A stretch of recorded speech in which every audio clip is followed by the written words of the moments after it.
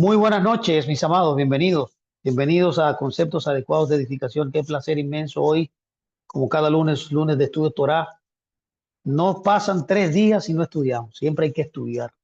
Constantemente estamos estudiando. Sería agradable hacerlo todos los días. Así que todos los días tenga algo que estudiar, algo que oír, algo que conversar de la palabra de Dios, profundizar en el conocimiento. Nosotros tenemos esta plataforma llamada Conceptos Adecuados de Edificación, donde cada lunes, cada viernes, cada sábado tenemos enseñanza. Y le damos las gracias a Dios porque nos ha permitido presidir este ministerio llamado Conceptos Adecuados de Edificación. Para mí es un honor poder servirle a Él, nuestro Rey. Hoy nos convoca un tema interesante acerca de la literatura del Musar. Estamos estudiando el Musar, ¿eh? Son rasgos de lo cual un creyente debe formarse, un ser humano debe formarse para poder entonces vivir e impactar este mundo de una manera positiva, como Dios nos ha marcado a todos nosotros. Vinimos a este mundo a cumplir un propósito. Mientras más experiencia tengamos, mientras más conocimiento de ese propósito, de lo que amerita el propósito, de esa dinámica maravillosa, vamos a tener mayor impacto y mayor beneficio, no solamente para ti, sino para la humanidad. Hoy, como decía, estaremos observando esta serie maravillosa de la vigilancia, que puede traducirse como prudencia, precaución, certidumbre, conciencia. O sea, todo esto es necesario y vital en nuestras vidas, en todas las áreas.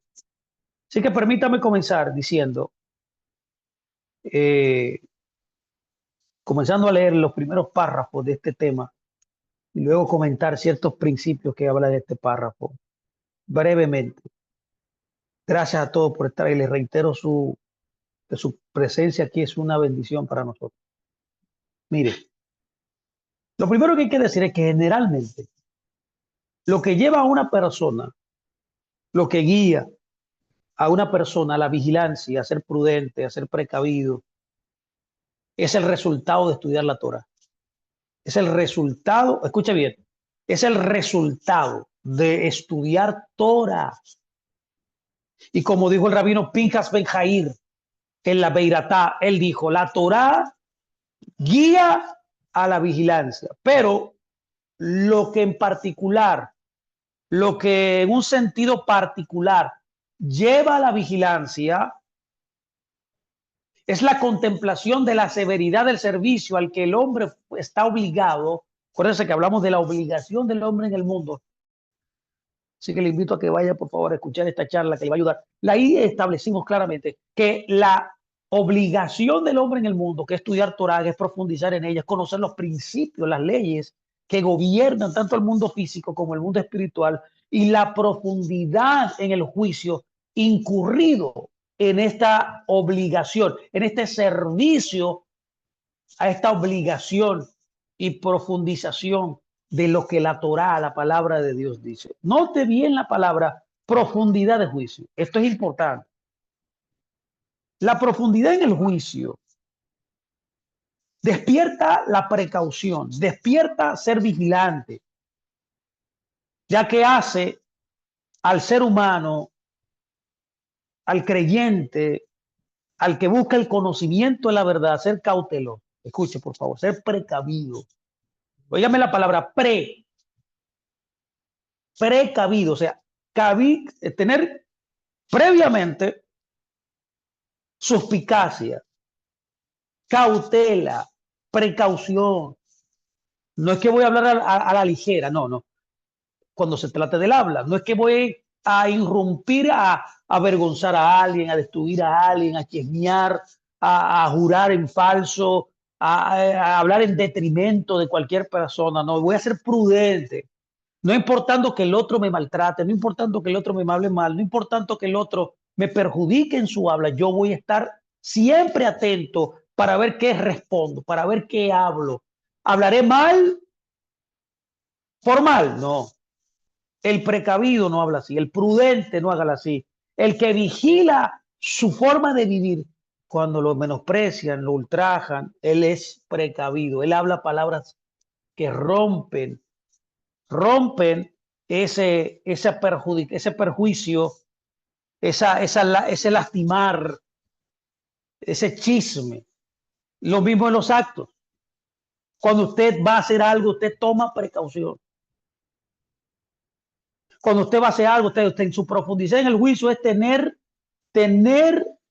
cautela en sus acciones. Dañará a alguien lo que voy a hacer. Primero me dañará a mí.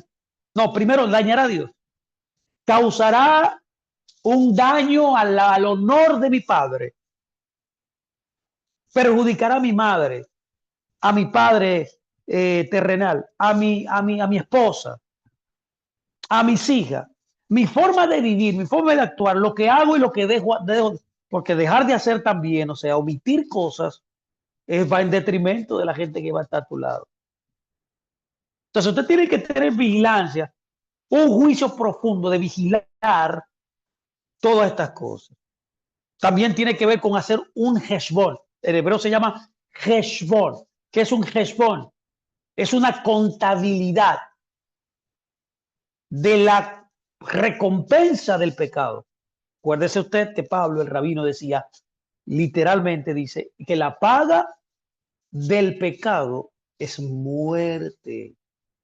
Cuando usted transgrede los mandamientos, cuando usted falla en dar en el blanco, cuando usted habla, hace algo distinto a lo que la Torá enseña, está incurriendo en pecado, está incurriendo en una deuda a Dios, está trayendo una adversidad, está trayendo algo en detrimento, un perjuicio primeramente a Dios, a usted y a todo lo que lo rodea.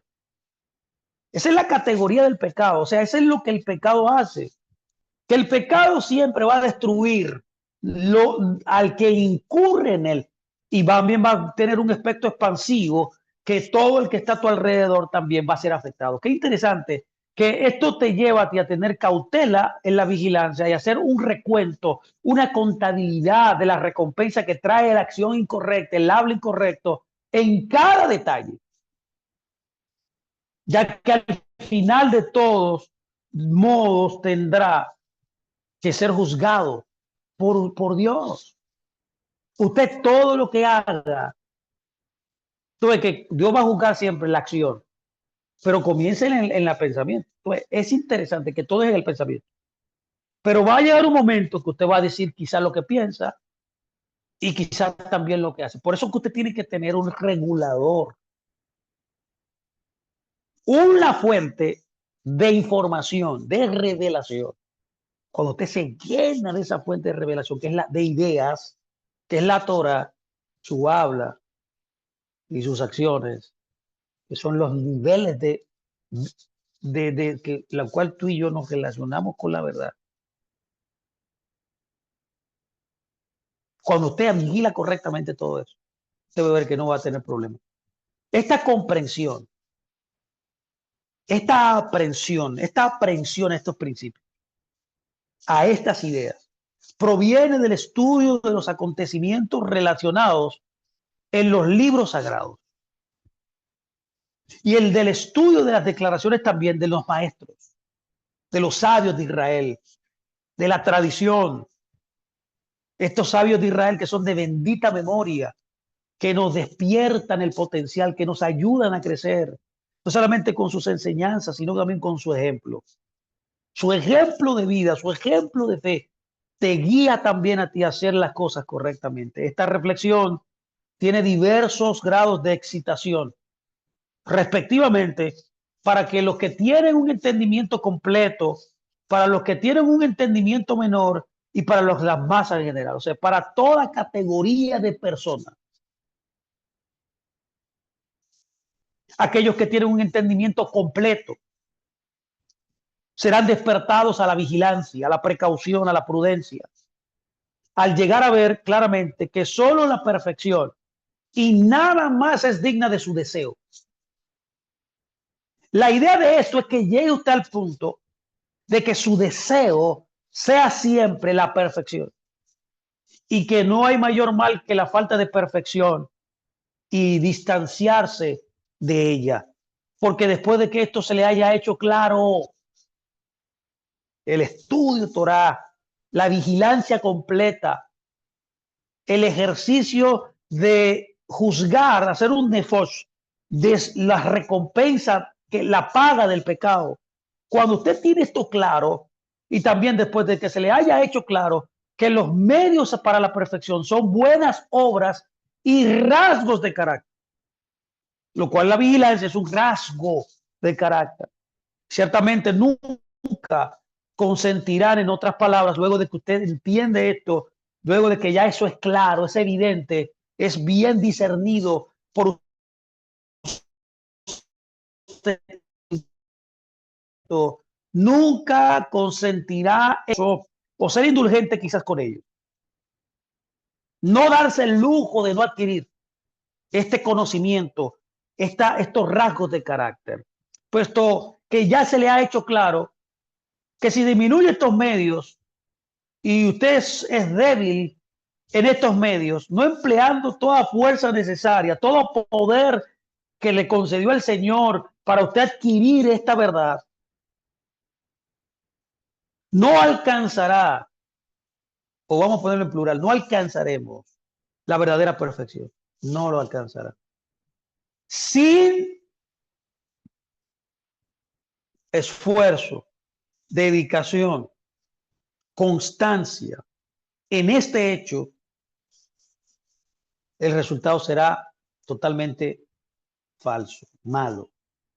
Más bien, cuando esto sucede, se reducirá en proporción a su reducción en esforzarse en la medida necesaria, dejándolos faltos de perfección, carente, totalmente vacío, lo cual es una gran calamidad, debo decirlo, es un fracaso total y un gran mal para ellos y para todo el que les rodea. Qué interesante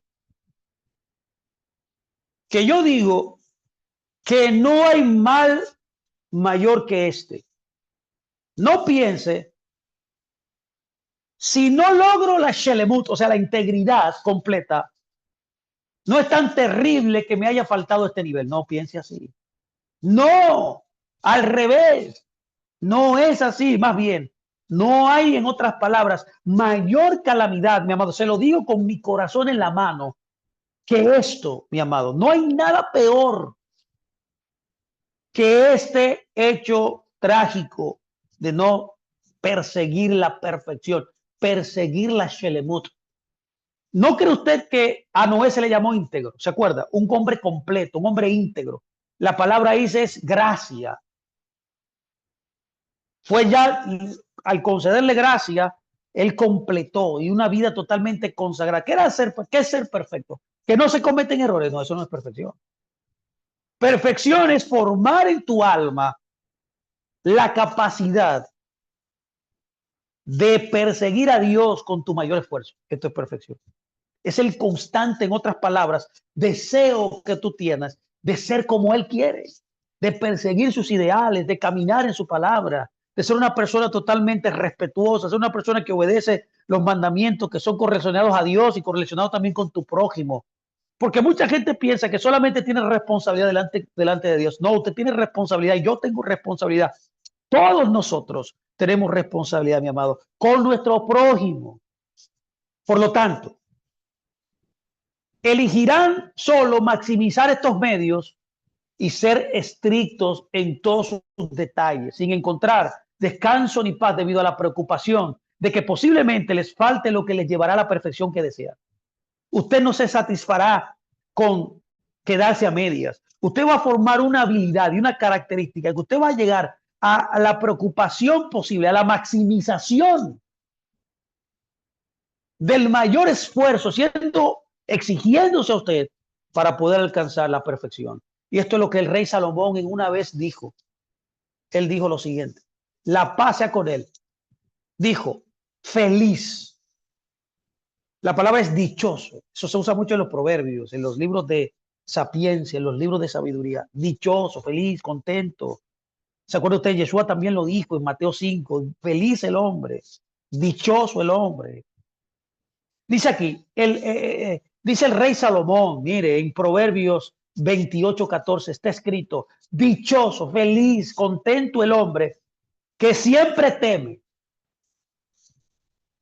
que siempre teme. Lo que explicaron también nuestros sabios en un tratado llamado el Tratado Berajot 60, está escrito también este detalle. Y dice ahí literalmente que este temor, ya, solo explicamos ya, que es el temor de Dios. Es una palabra en construcción. Cada vez que usted vea la palabra temor de o la fe de, es una construcción al sujeto a que se dirige, a quien le pertenece eso.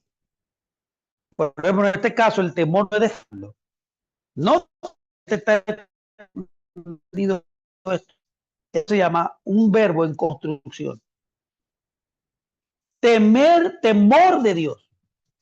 Lo que está tratando de decir es que el temor mío es de Dios. Ahora la pregunta es ahora, luego del temor, realmente lo que está diciendo el texto. El texto está diciendo el temor de Dios. Ahora la pregunta es, ¿qué es el temor de Dios? No el temor a Dios, otra cosa.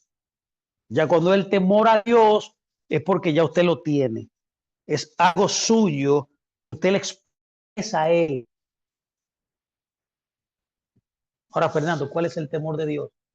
Literalmente la palabra temor significa lo que fluye dentro de Dios. Y al analizar esto, se ha llegado a la conclusión, como dice el Tratado Berajot 60, que es la Torah. La Torah es lo que salió de Dios, su propia palabra externalizada, que nada más y nada menos ya usted sabe que es Yeshua, el Logos. Yeshua es la Torah viviente. Él representa la Torah.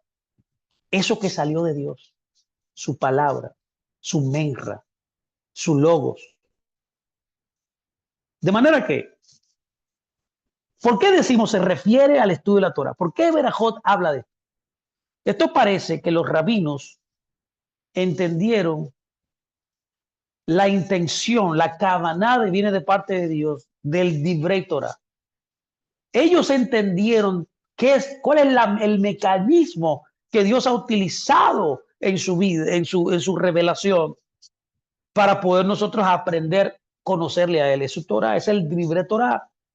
Se refiere literalmente, en otras palabras, para que usted me entienda, a los asuntos espirituales.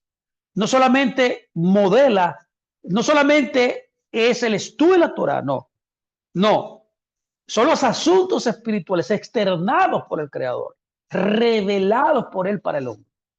El pináculo, la cima de este nivel llamado miedo al pecado, temor. Por eso hay que hacer un juicio de cuáles son las consecuencias de transgredir. Wow. Y uno de los niveles más grandes es cuando un hombre está completamente asustado y preocupado por tener en su mano algún rastro de pecado que le obstruya la perfección, quien tiene el deber de esforzarse para lograr alcanzarlo. Usted ve que cuando alguien está vigilante, ha adquirido el rasgo de carácter que se llama la vigilancia,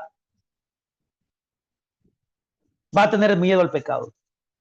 No va a querer interrumpir el pecado, no va a transgredir, no va a endeudarse con Dios, no va a traer detrimento a la gloria de Dios, al honor de Dios. Alguien que tiene temor al pecado, sabe las consecuencias del pecado, qué produce el pecado en el mundo, qué trae en el mundo este mal, hermano, evitará con todas sus fuerzas no transgredir. Y respecto a esto, nuestros sabios de bendita memoria dijeron, cito aquí el tratado Baba Batra 75A. Qué lindo que ellos han podido introducirse a profundidad en el entendimiento de la Torah. Y en sus libros desglosan estos principios. Mire qué dice el tratado Baba Batra 75A. Está escrito, esto enseña que cada persona es quemada desde el dosel de su prójimo. Ponga mi atención. Hay un ardor. Ardor, este fuego, no se refiere a los celos, que recaen solo en personas carentes de entendimiento. Como explicaré con la ayuda del Eterno más adelante en otras sesiones. Voy a hablar de eso. Más bien, ¿a qué me refiero? ¿A qué me refiero con este fuego? ¿A qué me refiero que la persona es quemada desde el dosel? Jupá, dosel, es una cobertura. Bueno, se debe haberse privado literalmente de perfección. No podemos darnos el lujo de carecer del bien más extraordinario con el cual nosotros fuimos bendecidos y privilegiados a alcanzar en nuestra vida. Es verse privado de la perfección que era uno capaz de alcanzar. Óigame bien, todos nosotros, aunque usted no lo crea, hoy yo quiero hacérselo creer, usted es capaz de alcanzar la perfección. Y como nuestros prójimos lo han alcanzado. Entonces, ponerse bajo el jupá, el dosel de su prójimo, es ver a un prójimo que ha avanzado, que ha logrado niveles espirituales grandes, que ha avanzado en la vida, en todo sentido. Y usted observar eso, usted ponerse bajo su dosel para emularlo, para seguirlo, para ver lo que él hizo, usted también hacerlo para llegar a ese lugar. Es un ejemplo, es un modelo. La Biblia está llena de templados para nosotros poder avanzar en el fortalecimiento a la perfección, en el mejoramiento de nuestros atributos, en el crecimiento espiritual que Dios demanda. ¿Por qué dice quemado aquí? Porque usted debe en ese proceso sufrir y va a sufrir, le va a doler. ¿Por qué? Porque usted va a tener que dejar cosas que son el status quo en su vida, es lo normal en su vida, y va a entrar en un proceso entonces de una lucha, de una guerra para romper esos hábitos, para romper esos resultados, para romper todo eso que va en detrimento suyo. Entonces se crea y comienza un dolor, un sufrimiento. ¿Por qué nos referimos a ese canopy en hebreo, ese dosel, a esa jupá? Es que debido a la posición honorable que han alcanzado personas, yo siempre voy a decir a usted que usted necesita un mentor, siempre. Gloria a Dios por mi mentor, por mi maestro. Yo me rindo a sus pies, yo me siento a sus pies. ¿Por qué? Porque yo sé que él ha alcanzado un nivel que yo todavía no he alcanzado. Y al yo poder entender lo que Dios me lo reveló, yo poder ser su discípulo, es un privilegio para mí. Yo sentarme a sus pies y ver el modelo que él me representa. No solamente las enseñanzas que él me imparte, sino el ejemplo que él me da a mí como creyente. Al yo ver esto, yo me pongo bajo su dosel, bajo su cobertura, bajo su casa de campaña, bajo su tabernáculo. Como dice la Escritura, el que habita bajo el abrigo del Altísimo morará bajo la sombra, el talit, el dosel del Omnipotente. Es una cobertura, como un modelo visible de alguien que ha alcanzado niveles espirituales, que yo voy en camino. Yo tengo a alguien que me va a enseñar, yo tengo algo, el camino a seguir. No solamente el que Dios me da, sino también el de mi maestro. No, por favor, que a través de esta contemplación que hemos hablado, a través de este examen minucioso, ciertamente alguien con un entendimiento pleno no dejará de estar atento a sus actos. No dejará. Siempre estará haciendo un recuento, vigilante, precavido. Aquellos de menor entendimiento siempre habrá, sin embargo, han destacado entonces esas personas a la vigilancia según excepción. Es decir, que conforme a lo que percibes, recibirás. ¿Saben ustedes que una de las mayores cosas que no nos hacen ver la gloria de Dios en nuestra vida, recibir la bendición que está destinada para todos nosotros, es la percepción que nosotros tenemos? La vigilancia cambia la percepción, y conforme a la percepción es que tú vas a recibir todo lo que Dios ha planeado que tú vas a recibir en este mundo. Por ejemplo, para que me entienda, ¿qué es la percepción? Hay personas que a veces enfrente tienen un 6, un número 6, pero ven un 9. Ven al revés el 6. Tergiversan las cosas. Su entendimiento los traiciona. Al no ellos han aprendido a acceder al conocimiento, al discernimiento, porque no hay vigilancia. ¿Qué hace esto? ¿Qué hace la vigilancia? ¿Qué hace la precaución? Te despierta. ¿A qué? A que tengas aprensión, a que tengas percepción. Cuando usted percibe las cosas bien, usted va a leer un 6 como un 6, no un 6 como un 9. No estará volteado, no estará al revés. Por ejemplo, voy a poner un ejemplo, justamente. Cuando David llega, cuando Goliat está enfrentando a los ejércitos del Dios viviente, ¿se acuerda? Todo el mundo estaba amedrentado de temor, de miedo de este gigante, llamando a un paladín de Israel para que luchara contra él. Y nadie se levantó para pelear. A David se le había comisionado llevar alimento a sus hermanos. Y cuando él escuchó que había un gigante de los enemigos, sin ser un guerrero, porque él era pastor, pero él tenía una relación íntima con Dios, él tenía discernimiento, él conocía a Dios, él conocía sus caminos, él conocía su Torá, él se deleitaba en ese Dios, él lo había visto obrando, lo había librado del león, lo había librado del oso, ya tenía conocimiento de que su Dios es poderoso. Librarlo de un león, librarlo de un oso es algo grande, mi amado. ¿Y qué pasó? Cuando él vio y comprendió que se trataba de una afrenta contra el Dios que le servía, él toma la iniciativa porque él conocía a su creador. Y le dijo, yo voy. Y cuando él dijo eso, el rey no lo creía. Porque el rey también, aunque sea ahora un rey, no tenía de discernimiento, no percibía bien, no sabía quién Dios le servía, no sabía quién estaba a su lado.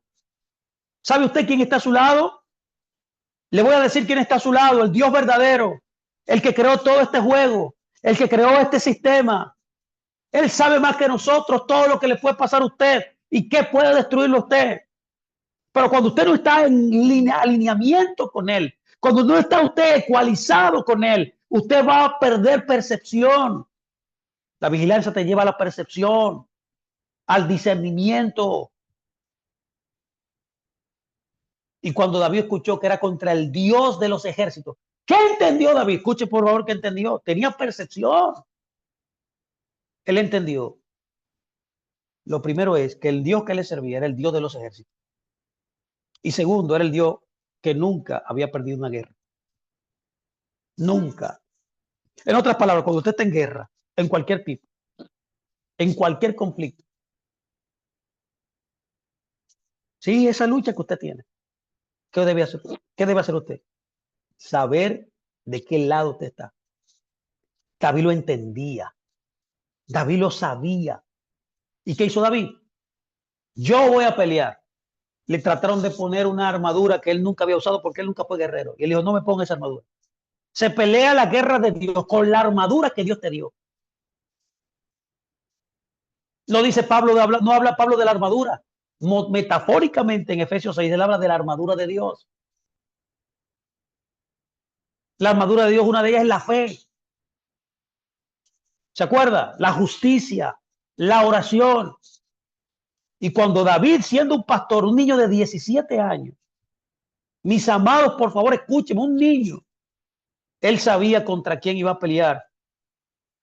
Él sabía con quién iba a pelear. No, él no pensó como los otros habían pensado, contra quién iba a pelear.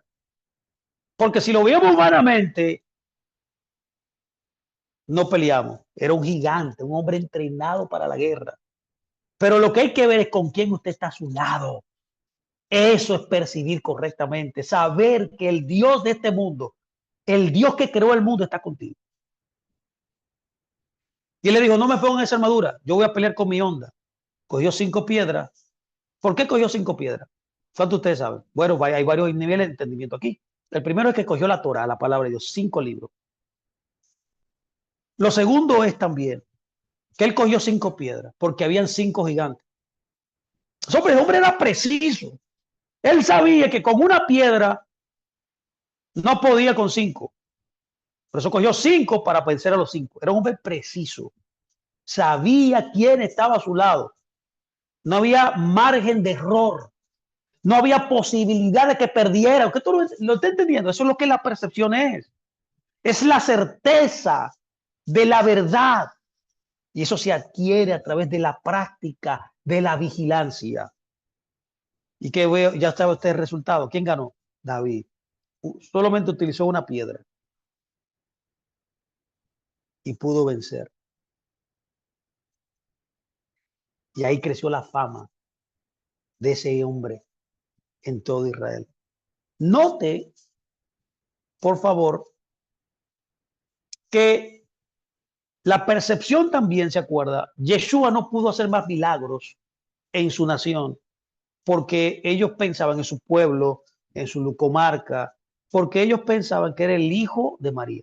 Es el hijo de María. Ellos lo pensaban como alguien normal, como que era alguien trivial. Ese era el hijo de María, el hermano de Santiago, de Judas, no el Mesías. ¿Se acuerda usted los 10 espías? ¿Qué le pasó a los 10 espías? Carecieron de percepción. Cuando van a la tierra prometida, una tierra que Dios le había prometido, mi amado, Dios le había prometido. Tierra que fue leche y miel. Y cuando ellos van y los envía a Dios a espiar la tierra para certificar todo lo que él había dicho, ellos vienen 10 de los que los 12 que van, vienen y dan un mal reporte.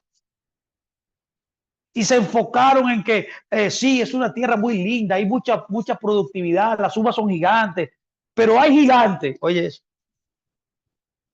es que cuando alguien tiene percepción, como lo tenía José y Caleb, la percepción te guiará, te catapultará a tu herencia, te catapultará al gobierno, que te catapultará al éxito como Caleb y Josué. ¿Tú sabes qué dijo Dios de Caleb?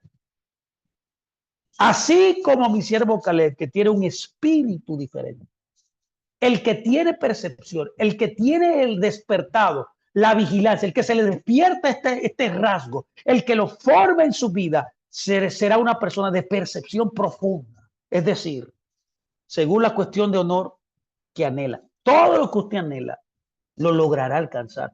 Todo lo que usted persiga lo podrá cumplir, lo podrá materializar. Es decir, necesitan este grupo de personas despertarse para emprender la vigilancia, percibiendo y considerando en toda acción, en todo pensamiento, en toda palabra, el honor como la cosa más importante del mundo. ¿Sabe cómo usted debe vivir? Con honor. Usted es honorable. Porque es evidente para todo hombre de fe, que es un hombre de fe. Básicamente un hombre de fe es el que cree en la recompensa y el castigo. Y que cree que este mundo no es el final, que hay un mundo venidero en el cual usted va a acceder. Eso es fe. Como cuando Abraham dijo, yo no me conformo a este mundo, yo estoy pensando en la nueva Jerusalén, una ciudad que viene. Es un hombre de fe. Un hombre de fe sabe que tarde o temprano usted quizás recibirá una recompensa, un castigo conforme a su elección. Los que son premiados irán a Lolanaba. Que los diversos niveles en el mundo de la verdad.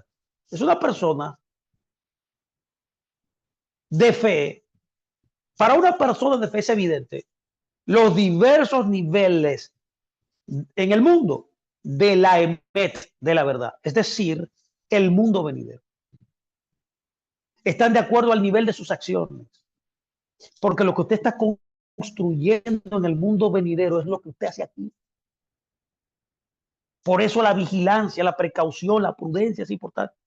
Caminar en este mundo lleno de prudencia, lleno de preocupación, de precaución. Ser una persona vigilante de lo que piensa, lo que dice y lo que habla. Es porque sabe, un hombre de fe sabe que algún día será recompensado o castigado. Y que uno solo, por su propio esfuerzo y decisión personal, se eleva por encima de sus semejantes si sus acciones son mayores que la de los semejantes. Pero en el que pero el que es de pocas obras será inferior. Entonces hay gente que sabe mucha Torah, pero no hace nada. Hay gente que sabe Torah y la hace. Ese es el ideal. Ese es el nivel que Dios quiere. Si es así, pregunto, ¿cómo podría un hombre ocultar sus ojos de sus obras o disminuir su esfuerzo para lograr este rasgo llamado el rasgo de la vigilancia? ¿Cómo?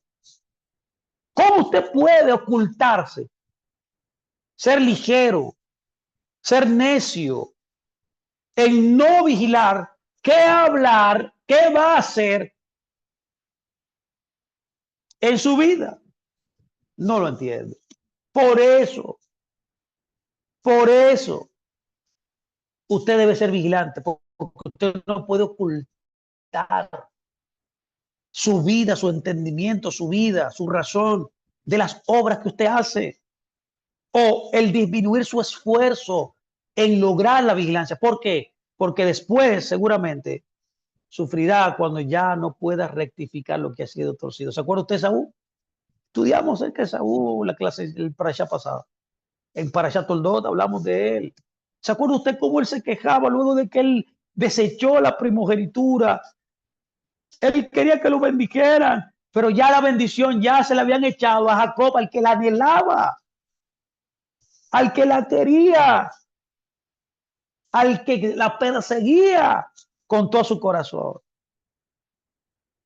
No seamos como Esaú, no seamos materialistas, no pensemos que este mundo es el final. No pongamos nuestro mayor esfuerzo en este mundo, porque en este mundo todo se va a quedar, se va a perder, pero en el mundo venidero, no. Note, por favor, que ese sufrimiento que va a experimentar usted de no vigilar, de no adquirir esto, es porque usted no tuvo ese rasgo bien formado en su vida. El sufrimiento es producto en la humanidad, en este mundo y en el mundo venidero también, de alguien que no vigila. Usted mismo se lleva a lo torcido, a lo incorrecto, a lo que no produce. Y lo torcido, entonces lo torcido no se puede enderezar en un momento. Por esa razón, mire, hay algunos necios, sí, gente necia, gente tonta, o sea, falta de precaución, falta de vigilancia, gente a la ligera, que vive a la ligera, que vive emocionalmente, circunstancialmente, que forman malos hábitos en su vida, que no se han desarrollado en su formación espiritual, intelectual, en ningún tipo. Hay personas que solo quieren ir ligero en el camino, quieren aligerar su carga, no le importa nada de eso, lo que ellos quieren es disfrutar.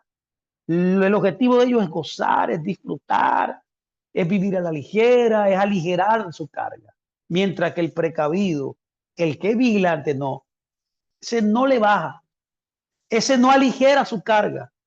Es por eso que este tipo de personas que solo buscan aligerar sus cargas, ellos responden, ¿por qué deberíamos cansarnos de tanta piedad y de tanta separación? ¿Por qué yo tengo que orar tanto? ¿Por qué tengo que estudiar tanto? ¿Por qué tengo que ser recto? Todo el mundo es un ladrón, todo el mundo es un impuro, todo el mundo es un adúltero. ¿Por qué yo no? Un simple, un tonto, alguien no precavido, es alguien que no le da valor a la pureza, a la separación, a la piedad. Él dice también, no es suficiente para nosotros no estar entre los malvados sentenciados al Geinón, al infierno. No nos esforcemos solo para entrar en las cámaras más recónditas del Gan Edén, sino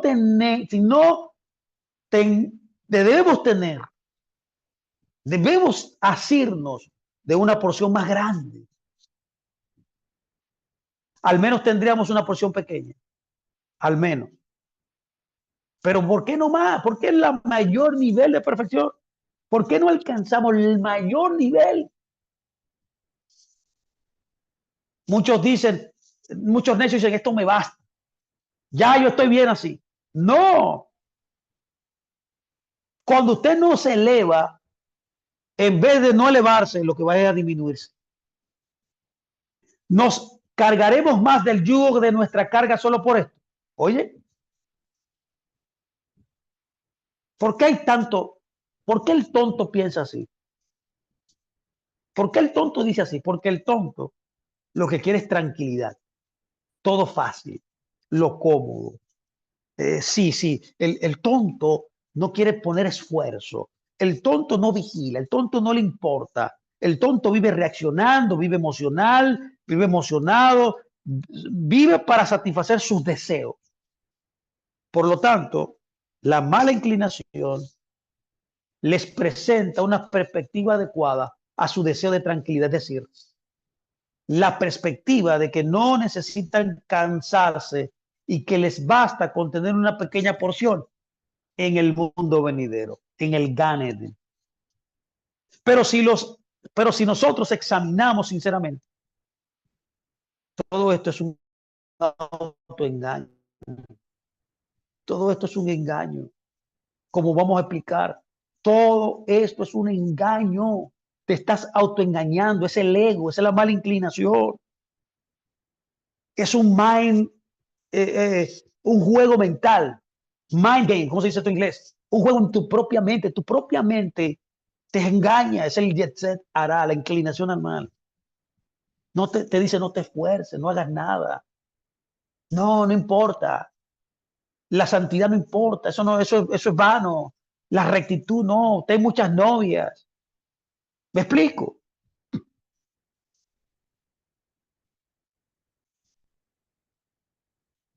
¿Por qué mucha gente de este tipo piensa, como preguntamos, ¿por qué este tipo de gente se cansa de la piedad y la preocupación? ¿Por qué deberíamos cansarnos con tanta piedad y separación, pureza, seguir la perfección, seguir avanzando y creciendo personalmente? No le ven ellos cabida a su vida. ¿Por qué?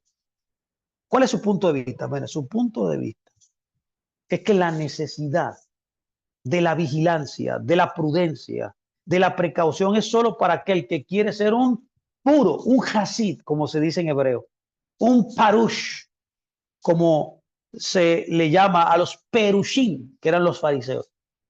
No quiere ser un parush o un hasid, no quiere ser un hombre piadoso, un hombre recto, un hombre que se mantiene observando los mandamientos de Dios, no sale ni a derecha ni a izquierda. Él mantiene el camino recto hasta llegar a la meta. Es un punto de vista ligero. Él solo piensa que solo un grupo selecto de personas puede lograr esto. Yo no lo puedo hacer. Este tipo de gente necia dice, yo solamente soy un ser humano. Pero para no ser un rasha, un rasha es un malvado, puede prescindir de él. Y aunque esto también es un error, es una falacia. Su entusiasmo no es por este punto, sino más bien por el honor, como vamos a explicar. Note, por favor,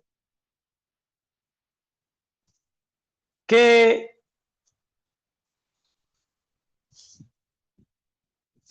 tipo de personas, este tipo de personas necias, llegan a un punto de tolerancia, pero ¿de qué? Tienen un punto de tolerancia que llegan a formar una mentalidad que ellos deben salirse, volar, irse, de poder adquirir en su vida una vida honorable y una vida elevada. De manera que si les resulta tan difícil estar por debajo de sus semejantes en niveles imaginarios o falsos, donde un nivel inferior es solo una apariencia superficial y toda elevación es solo vanidad y falsedad, pues consideran que son niveles fugaces y no verdaderos. ¿Cómo tolerarán entonces verse inferiores a esas mismas personas que ahora son sus inferiores? ¡Wow! Y esto, note por favor, está en un lugar de los verdaderos niveles y el valor eterno. que aunque no le reconocen ni su valor ahora, no reconocen el valor de la piedad, no reconocen el valor de la santidad, no reconocen el valor de elevarse espiritualmente. Por lo tanto, no se preocupan por nada de estos temas. Pero con su tiempo, ciertamente lo entenderán tal como es. El tiempo es el mayor maestro para su dolor y vergüenza. Llegará un momento que darán la paga de su propia salud. No lleguemos a ese lugar. Y no hay duda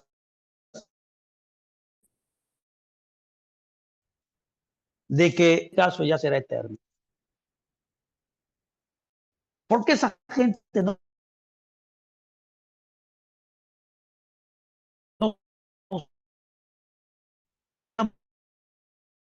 es Mesilá y Yesharim, que es lo que estamos estudiando. El libro de los rectos, oye ese nombre de ese libro. El libro de los rectos. Reiterarle que todo el que desee ese libro solamente me puede escribir y yo se lo envío. Y así usted lo estudia mientras lo estamos explicando. Usted también lo va leyendo. Mire, Lusato, que es el autor de este libro, dice: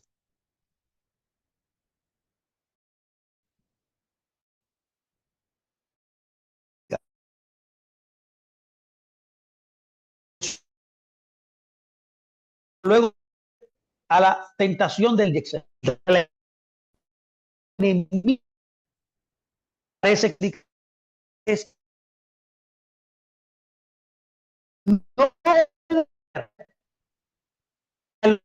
el mundo venidero por sí solo.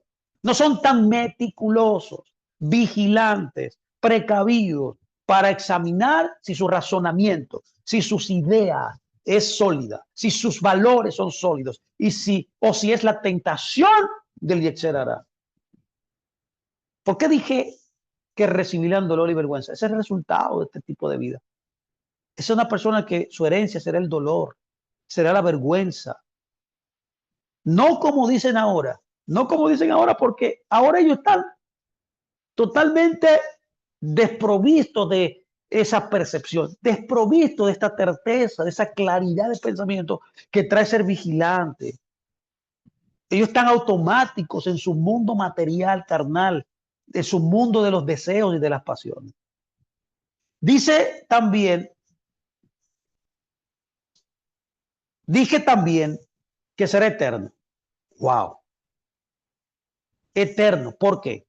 Porque esta es la esencia de ese lugar, es decir, la eternidad. Por lo tanto, allí todos los sentimientos son igualmente eternos. Todo lo que usted sintió en este mundo,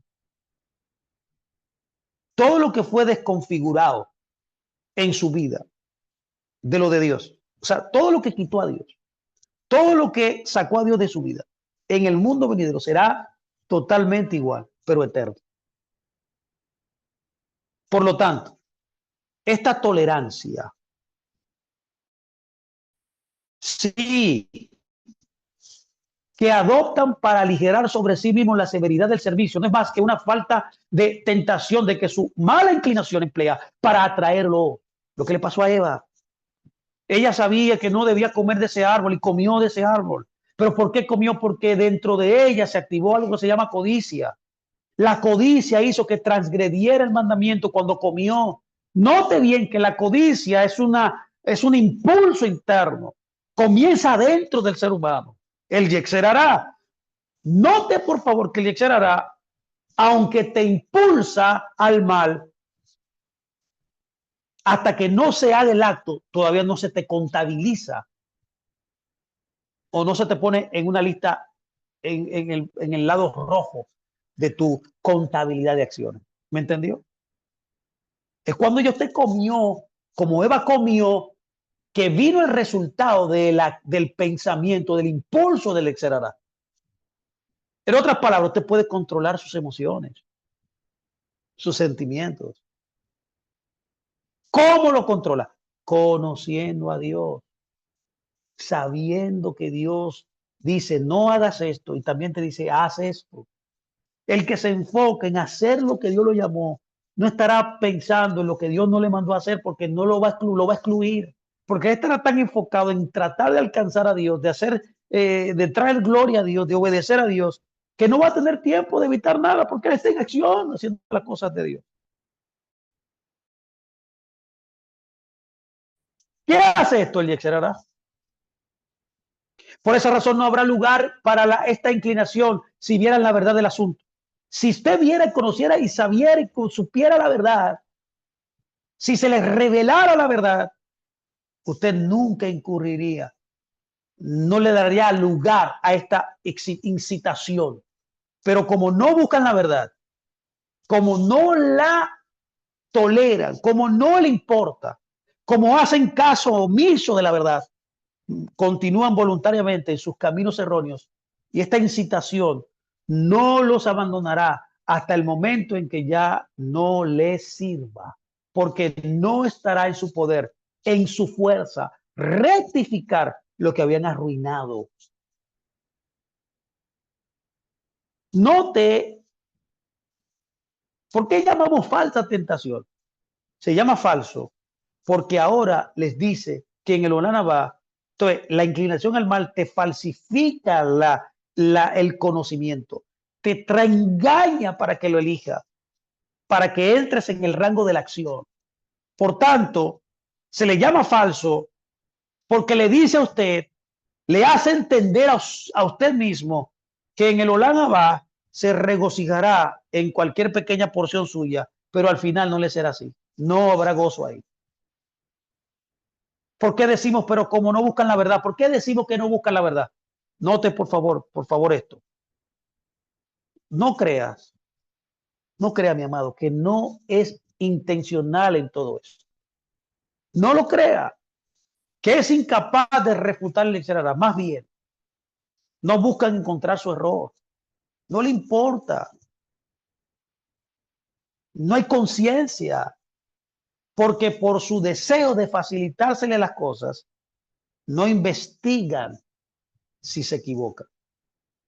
A esto, el rey Salomón dijo, por favor, escuche, la paz sea con él. Todo lo que tu mano encuentre para hacer con tu poder, hazlo. Esta es una de las frases que más me impacta de la escritura. Porque no hay acción, ni cuenta, ni conocimiento, ni sabiduría en el Sheol. En la tumba, ¿a dónde vas? Eclesiastés 9:10. Ahí en la tumba, cuando ya estás inerte, cuando no tienes el soplo del Creador, cuando ese soplo volvió a él y tú fuiste a la tierra y estás en la tumba, ahí no hay conocimiento, ahí no hay cuenta, ahí no hay acción, ahí no hay sabiduría, ahí se perece todo lo que vas a hacer. Ya se acabó el desarrollo, ya se acabó la persecución de la perfección, ya se acabó. La explicación es que lo que un hombre puede hacer mientras el poder le es concedido en sus manos por el Creador. Es decir, el poder del libre albedrío que se le concede todos los días de su vida, con el cual él elige y si le ordena hacer, he aquí, que no podrá hacer más en la tumba. No podrá hacer más en el hoyo. Porque este poder, ¿qué es el poder que tenemos tú y yo? El libre albedrío. El poder que tú tienes es la capacidad de libertad que tienes y no estará en sus manos. Tú eres el que tiene el poder de construir tu propio mundo. Tú eres el que tiene el poder de construir tu propio destino. Eres tú el arquitecto de tu éxito. Tú eres el testaferro de tus propias metas. Tú eres el persecutor, el financiador de tu éxito. Nadie más. Ese es el poder que Dios nos dio. Ya no estará en tus manos. Porque el juicio, todo lo que haces, todo lo que piensas, dices y haces, será balanceado, será medido por Dios. Y cuando llegue el momento del juicio, Él te quitará el poder de elección y te resultará en lo que tú has decidido, en lo que tú has querido hacer con tu propia vida en este mundo. Por eso la vigilancia, lo que estamos hablando, es lo más importante, una de las cosas más importantes que el ser humano necesita. Por lo tanto, para alguien que no ha hecho muchas buenas obras durante su vida, Le es imposible hacerlas después, ya que no tiene el libre albedrío después de la muerte. Y el que no rindió cuentas de sus obras en vida, ya no tendrá oportunidad de hacerlos entonces. Por eso cada año vamos a Yom Kippur, donde en Yom Kippur Dios juzga nuestras obras. Y ahí salimos ilesos de todo lo que hicimos mal. ¿Por qué? Porque duramos un mes orándole a Dios y luego 10 días más de prórroga para que cuando Él cierre las puertas de los cielos, del juicio, que cierre en Yom Kippur, usted sea librado y su nombre sea inscrito en el libro de la vida para un año agradable. Los impíos no van a poder hacer eso nunca. El necio nunca podrá. El que no adquiere la vigilancia, el que no rindió cuentas vivo, no podrá ver los muertos. Y el que no se ha vuelto sabio en este mundo, el que no ha formado la vigilancia, no lo será nunca más en la tumba. Y esta es la intención de lo que dice el libro de Eclesiastés 9:10, porque no hay hecho ni cuenta ni conocimiento en el Sheol a donde vas. Note, por favor, que esta frase que el rey Salomón nos enseñó es importante. ¿Por qué? Porque él fue un hombre atraído por su yexer, un hombre inclinado por el mal. Y uno se debe comprobar todos sus pensamientos y puntos de vista. Porque el tiempo que tiene para rectificar sus errores en este mundo son ilimitados. El que no rectifica lo que hace, su resultado será pérdida. Y si un hombre supiera lo que hace ahora, tendrá consecuencias eternas e inmutables. Lo pensaría muchas veces. Lo pensaría muy bien antes de ser indulgente consigo mismo. El Derek Jair, el capítulo 1:3, este libro lo escribió un gran sabio de Israel llamado el Maharal de Praga. Él dijo, ciertamente, el servicio principal por amor y el servicio principal. Sin embargo, incluso si sirve a Dios a cambio de la recompensa, se le considera un sadit gamur, o sea, un sadit, un justo completo, porque el bien de Israel es la voluntad de Dios. Por lo tanto, lo que dice el daré sedaca, o sea, daré una ofrenda para merecer el mundo venidero. Está en la voluntad de Dios, que Él merezca el mundo venidero. La explicación no es que sea un sadik amur gadol, un gran sadik, un gran sabio, un gran hombre recto completo, sino más bien un sadik sin falta ni adición de piedad. Eso dice el Maharal de Praga. ¡Wow!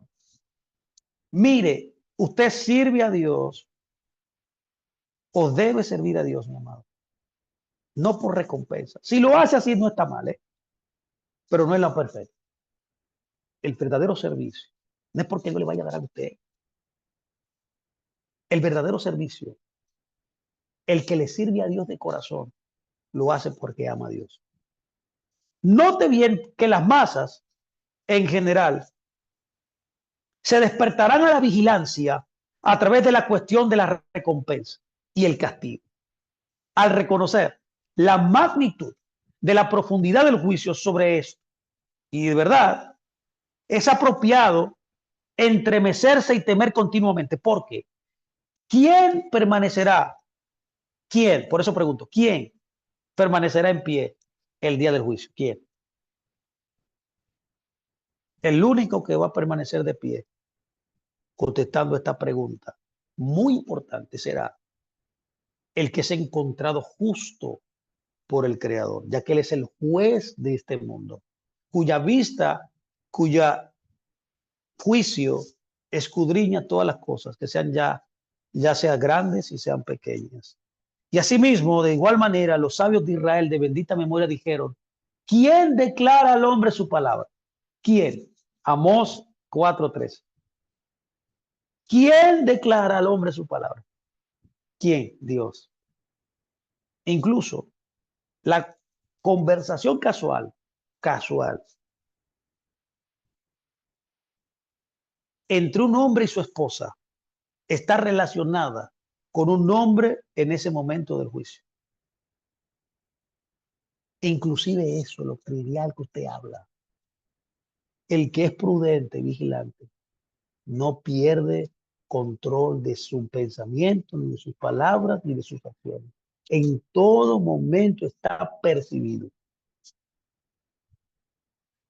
Por eso, esta doble expresión que quise decir aquí, ¿quién permanecerá? ¿Quién será encontrado justo? ¿Quién permanecerá? ¿Quién será encontrado justo?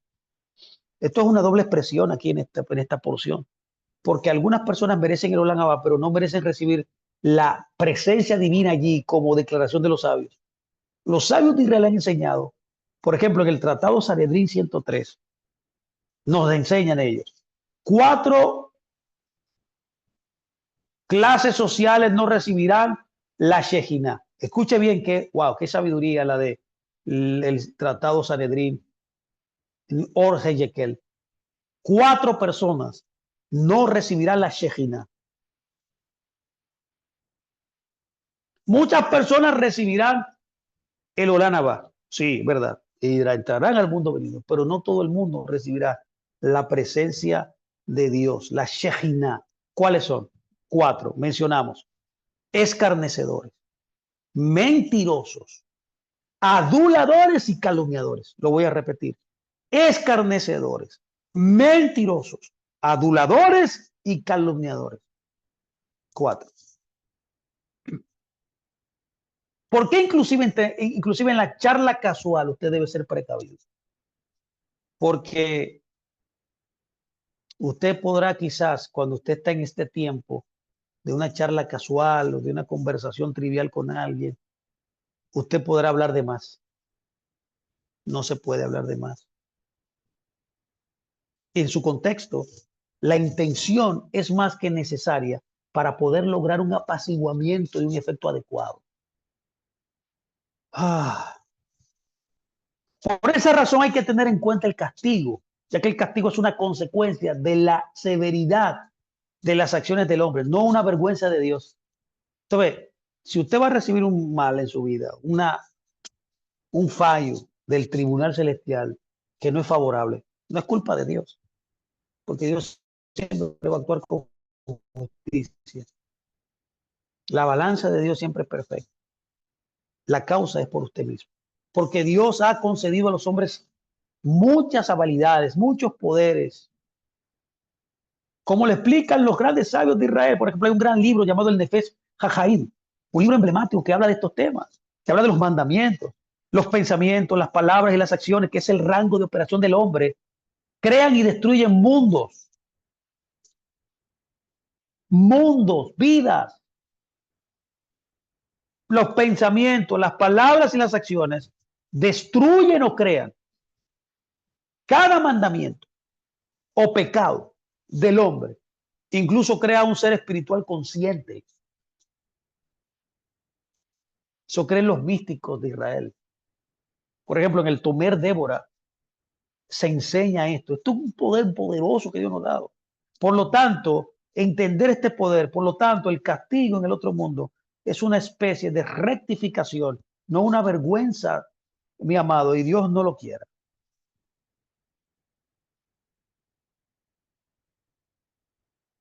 Y exponiendo lo que dice el Salmo 53, que dice: hay gran tormenta a su alrededor. Esto enseña que el santo bendito sea, examine el juicio sobre los piadosos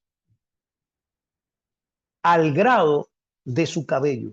Abraham, que fue tan amado por su hacedor, que es nuestro Padre, donde las escrituras testifican de él. En Isaías 41:8 dice: escuche bien, yo quisiera que Dios dijera eso de mí también. No sé si usted lo querrá también decir, lo querrá oír de él. Yo espero que sí. ¿Tú sabes qué le dijeron a Abraham en Isaías 41:8?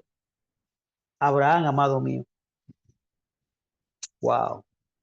Aún así, Abraham, que fue amado de Dios, el hombre más humilde que ha existido según la Torá, no escapó del juicio por palabras leves en las que no fue meticuloso. Es decir, por simplemente decir: ¿con qué sabré?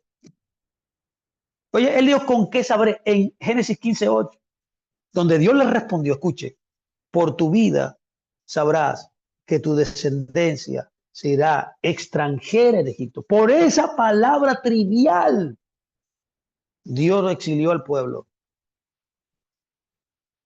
Y de manera similar, para forjar un pacto con Abimelech sin ser ordenado por Dios, el santo bendito sea le respondió, ¿se acuerda? Por tu vida retrasaré el regocijo de tus hijos por 7 generaciones. Entonces tenemos aquí evidencia entonces en la Torá, en la tradición hebrea, que Abraham inclusive, que era un hombre justo, elevado a un nivel altísimo. No hay 3 personajes más grandes que él. Es más, no hay un solo personaje, solamente hay un solo personaje mayor que él, Yeshua. Luego de Yeshua, el hombre que llegó al nivel más alto espiritualmente hablando ha sido en la historia Abraham. En otras palabras, Abraham, que era un hombre amado, recto, puro, un hombre de Dios, que cometió ese error, esto no le ayudó en el momento del juicio. Es importante que Joseph note que por decir el oficial de la bebida del faraón, ¿se acuerda? En Génesis 40:14. Oye, lo importante que es la vigilancia en tus palabras. José le dijo al oficial de la bebida, pero acuérdate de mí cuando te vaya bien. Y por favor, muéstrame bondad y haz mención de mí al faraón. Por eso su sentencia, según la tradición hebrea, en el Midrash Rabbah 89 nos enseña que su sentencia en prisión, por eso de tratar de tener recompensa de un hombre, óigame bien, wow, Dios mío, qué cosa está tremenda. Dito sea tu nombre, Señor. Ayúdanos. Ayúdanos a conservar nuestra fe en ti solamente.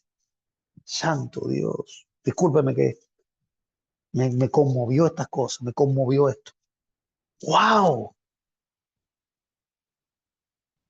Acuérdate de mí cuando te vaya bien y dile al faraón de mi bondad y haz mención de mí al faraón. Oye, como decimos en República Dominicana, se le puso adelante, buscando el favor del hombre. Y por eso dice el Génesis Rabá, que es un comentario midrásico de la Torá, que su sentencia se incriminó 2 años por este hecho. Y el propio José, por embalsamar a sus padres, sin el permiso de Dios, según su opinión, porque esto está prohibido, y porque escuchó las palabras, tu siervo nuestro padre, y permaneció en silencio, según otra opinión, murió antes que todos sus hermanos. También esto está en la tradición del pueblo de Israel, en el tratado Génesis Rabá 104. David, debido a que se refirió también a las palabras de la Torah con canciones, fue castigado por la calamidad de Usa y su alegría fue silenciada. También eso lo enseña la tradición hebrea en el libro llamado Sotá 35a. Mical, ¿se acuerda? Mical, la esposa de David, por reprenderle a él, por bailar fuera del arca, fue castigada con esterilidad. Fue castigada por no tener hijos durante su vida y morir al dar a luz. Hermano, escuche bien. Hilcías, debido a que mostró la casa del tesoro a los ministros del rey de Babilonia, se decretó que sus hijos fueran sirvientes castrados, fueran eunucos en el palacio del rey. Eso está escrito en el libro de Segunda de Reyes 23. Usted puede ver que hay que vigilar inclusive las palabras más sencillas. Hay muchos más casos en las escrituras de estos temas. En otras palabras, la Torá nos enseña, la tradición nos trata de enseñar a través de estas historias alegóricas, es que todos nosotros somos responsables de lo que pensamos, lo que decimos y lo que hacemos. Cuando el rabino Yohanan llegó a este versículo, lloraba. ¿Cuál era el versículo que él lloraba? Este es un gran rabino de Israel en la tradición. Cuando él leía Malaquías 3:5, Él lloraba literalmente. Me acerqué a ustedes para juicio y seré un testigo rápido, dice. ¡Wow! Un sirviente cuyas ofensas menores se pagan igual que las ofensas mayores. Pregunto, ¿habrá algún remedio para él? Bueno, mire, si los pecadores pequeños van en la balanza al igual que los grandes, y a veces el pequeño inclina la balanza de toda la balanza, como nos dice la tradición, el Pirkei de Avot dice, una persona siempre debe verse a sí misma como medio culpable y medio meritoria. Usted no puede decir, yo soy justo, yo soy un gran sadik. No, usted siempre tiene que saberse que usted sí, verdad, está en la Torah, pero también usted debe verse que usted también es un pecador, usted comete errores. Un acto inclina la balanza. Entonces, un acto, esa es la conciencia, un acto inclina la balanza. Note que de ahí que en este aspecto los pequeños se pesan igual que los grandes, se miden igual. Sin duda, Lusato está usando esta analogía de escalas para insinuar la idea de cómo el juicio de Dios opera. Note, por favor, que todo el que transgrede el mandamiento llorará. Lo dijimos.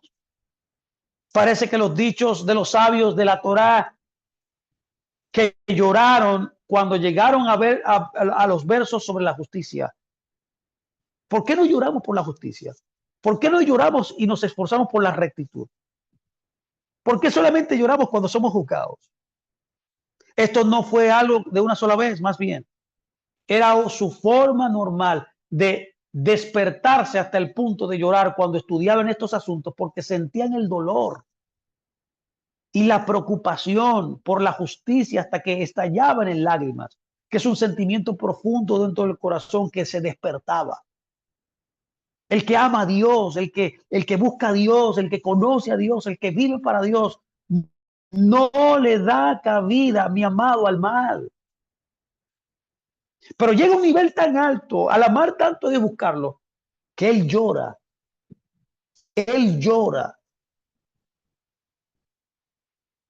cuando está buscando y aprendiendo de Dios, aprendiendo de su Torah, aprendiendo de su justicia. Él ama a Dios. Esto viene a enseñarnos que a través del intelecto, de la Neshama, también podemos intentar alcanzar este reconocimiento profundo, hasta sentir, mis amados, literalmente tangible la justicia. Esto es lo que despierta en gran medida a una persona el rasgo de la vigilancia. Y ciertamente la intención no es que el castigo sea idéntico para ambos, porque el santo bendito sea solo paga medida por medida. Más bien, en lo que respecta al peso de los hechos menores se ponen en la balanza al igual que los graves, porque los graves no hacen olvidar a los menores y el juez no los pasará por alto en absoluto. Él siempre va a medir todo lo que hacemos, como tampoco pasará por alto los errores graves. Más bien, sobre todo ello, presidirá e inspeccionará por igual, juzgando a cada uno, castigando después a todos y cada uno según lo que sea. Esto es lo que el rey Salomón dijo en el libro de Eclesiastés capítulo 12 verso 14 cuando dijo, porque si Dios traerá a juicio toda acción con toda cosa oculta, escuche, traerá ya sea buena o sea mala. Porque así como el santo bendito sea él, no deja ninguna buena acción sin recompensa. Wow, gloria a él. Porque una pequeña, o por pequeña que sea cualquier cosa que usted haga, así también deja ninguna mala acción sin juzgar ni castigar, por pequeña que sea. Esto es para despertar los corazones de aquellos que quieren dejarse seducir por la inclinación al mal, haciéndoles pensar que el Señor bendito sea, no mencionará en sus juicios los hechos minuciosos y no exigirá cuentas por ello. Más bien, note y le aconsejo, no permita ser seducido, no se deje seducir. La tentación no lo puede seducir. La tentación no es forzada contra él y es inocente. Más bien es porque quiere creer que así sea. Hay gente que piensa así, el tonto será así. Más bien el principio general es, ¿cuál es, Fernando? Bueno, quien diga que el santo bendito sea pasa por alto las cosas, se le pasará por alto su vida. Así dijeron también los sabios. Si la inclinación al mal te dice el pecado y el santo bendito sea te perdonará, no les escuches. Dios es un juez. Note, por favor, que todo es evidente y claro, porque Dios es un Dios de verdad, como lo dijo Moisés. Él dijo en Deuteronomio 32:4, nótelo, la roca, su obra es perfecta, porque todos sus caminos son justicia, un Dios de fidelidad y sin iniquidad, justo y recto es Él. Porque note, por favor, que el santo bendito sea quiere justicia. Ignorar lo malo sería tan injusto como ignorar lo bueno. No puede darse el lujo de ignorar lo bueno, ni tampoco lo malo. Por lo tanto, si lo que Él quiere es justicia, si lo que Él quiere y amerita de ti, de mí es justicia, entonces debe pagar a cada hombre según sus caminos y según los frutos de sus obras con absoluta exactitud, ya sea por el bien o por el mal. Por tanto, Deuteronomio 32:4 dice, un Dios fiel y sin iniquidad, justo y recto es Él, que nuestros sabios de bendita memoria explicaron los términos duales. Escuche, hay un términos duales aquí, al justo y al malvado, al justo y al malvado, porque este es el rasgo de la justicia. ¿Qué es el rasgo de la justicia? Bueno, que la justicia juzga todo. Por tanto, Él va a castigar el pecado y el que peca no tendrá escapatoria. Pero el que hace lo bueno sí recibirá recompensa. Dios no te quitará la recompensa. Si preguntas, si es así, ¿para qué existe el atributo de la misericordia de Dios si debe ser absolutamente meticuloso al juzgar cada cosa? Bueno, la respuesta es la siguiente. El rasgo de la misericordia es ciertamente el pilar del mundo, porque no podría sustituir sin él en absoluto. O sea, no podría en la realidad que vivimos vivir así, porque si no, imagínense. Sin embargo, el atributo de la justicia de Dios no se niega, porque según estricta justicia será apropiado que el pecador número uno sea castigado inmediatamente por su pecado sin demora alguna. Número dos, que el castigo mismo sea iracundo como corresponde a quien se revela contra la palabra del Creador, bendito sea Él. Tercero, que no haya reparación posible del pecado, porque en verdad, pregunto, ¿cómo puede el hombre rectificar lo que ha torcido después de cometer el pecado? Pregunto, si uno asesinara a su prójimo o cometiera adulterio, pregunto, ¿cómo podría rectificar esto? Pregunto, ¿pueden deshacerse de la existencia de un acto ya realizado?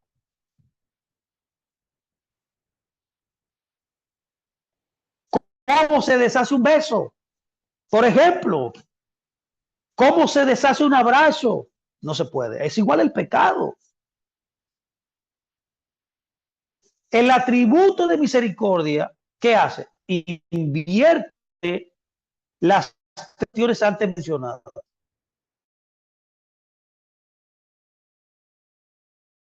Tiempo. ¡Wow! No sea, que sea, no sea erradicado de la tierra inmediatamente después de pecar y que el castigo en sí no lo destruya por completo. Que se conceda a los pecadores la oportunidad de arrepentimiento como una bondad completa, de modo que el desarraigo de la voluntad del Eterno se cuente como el desarraigo de su obra. De manera que cuando el penitente reconoce su pecado, lo admite y reflexiona sobre su maldad, se arrepiente de él, se arrepiente completamente de haberlo cometido, como se arrepentirá de cierto voto, quizás de una promesa, en cuyo caso hay arrepentimiento completo, y desea y anhela que este acto nunca se haya cometido y se duele fuertemente. Hay un dolor muy profundo porque el asunto ya se ha hecho y renuncia a ello para el futuro y huye de ello. Entonces, el desarraigo del acto de su testimonio se le cuenta como la anulación de su voto y obtiene expiación por ello. Está escrito en Isaías 6:9, dice: tu iniquidad ha desaparecido y tu pecado ha sido expiado. Que el pecado en realidad es eliminación de la existencia y el desarraigo a través de tu propio dolor y arrepentimiento en el presente de lo que lo había hecho en el pasado. Esto, note, es ciertamente una bondad porque no es conforme a la letra de la justicia. Sin embargo, no por completo el atributo de justicia, pues hay maneras de considerar la justicia. Porque en lugar de la voluntad de consentir en el pecado y el placer que éste proporciona, ahora hay arrepentimiento y dolor. Darle tiempo no es pasar por alto el pecado, sino un poco de paciencia para abrirle una puerta a la rectificación. ¿Usted ve cómo opera estos atributos de Dios en la realidad, la justicia y la misericordia? Lo mismo ocurre con todas las formas de bondad. Como un hijo trae mérito al padre, o como dice el Coelet Rabbah, dice parte de una vida como la totalidad de una vida. Y esto es mencionado por los sabios, que son aspectos de la bondad para contabilizar una pequeña cantidad como una gran cantidad. Pero estos realmente no entran en conflicto ni contradicen el atributo de la justicia. Que Dios espera darte misericordia o que la misericordia actúe para que tú puedas arrepentirte y rectificarte, no significa que el juicio un día vendrá. Hay gente que entiende que juicio retrasado es aprobación divina. No, es que está actuando la misericordia, porque ya hay una razón adecuada para considerarlo. Por dejar pasar los pecados sin ningún motivo, ignorarlos, sería completamente contrario a la justicia, porque esto no constituiría una justicia veraz en el asunto. Por lo tanto, es imposible que esto se encuentre en absoluto. Por lo tanto, si no se encuentra una de las vías antes descritas para que el pecador escape, ciertamente el atributo de justicia no regresará vacío. ¿Usted vio? Siempre la justicia, tarde o temprano, se manifestará. Dios es longámine, Dios es paciente, su misericordia es para siempre, su misericordia es más ancha que el mar. Pero si uno no hace teshuvá, si uno no siente un dolor profundo por el pecado que cometió, si uno no confiesa su pecado, si uno no se aparta, nunca alcanzará misericordia. O sea, el arrepentimiento genuino tiene un protocolo. Y cuando usted se arrepiente, la justicia se revierte inmediatamente, se hace inerte. De manera que nuestros sabios de bendita memoria dijeron: Él retiene la ira, pero recoge lo que es suyo. Por lo tanto, encontramos, y con esto termino, que un hombre que quiere abrir los ojos no tiene ningún incentivo válido que le impida vigilar sus actos con la mayor vigilancia, determinación, precaución, prudencia y examinarlos con el mayor escrutinio. De hecho, todas estas investigaciones, que si uno las considera, ciertamente adquirirá a través de ellas el rasgo de la vigilancia. Si uno es una persona concienzuda, juiciosa, así dicen los colombianos, juiciosa, una persona precavida, una persona prudente, una persona que evalúa las consecuencias de sus acciones, una persona egoísta nunca sabrá por qué le vino lo que le vino. Él siempre pondrá sus emociones, sus sentimientos, sus inclinaciones por encima de los principios eternos que Dios planteó. ¿Quién es el hombre vigilante? El que siempre opera basado en los principios de Dios, en lo que Dios ha declarado. Así que espero que este tema de adquirir vigilancia le haya bendecido. Así que nos despedimos. Estaremos el próximo lunes, continuaremos hablando acerca de el tema de la vigilancia. Ya concluiremos esta serie de la vigilancia, 4 sesiones, esta es la tercera. Espero que haya sido de gran bendición. Adquiera prudencia, diligencia, precaución. No viva como los necios, no viva a la ligera. El mundo tiene un propósito, el mundo tiene reglas, el mundo tiene alguien que lo dirija, el mundo tiene un maestro, un director, tal cual un director de orquesta tiene la batuta en su mano, así Dios tiene la batuta en su mano dirigiéndose a nosotros que somos orquesta para poder tocar en armonía esa orquesta maravillosa que es la vida. Así que mis amados, gracias por estar conmigo, que el Eterno les bendiga grandemente. Shalom, shalom, mis amados.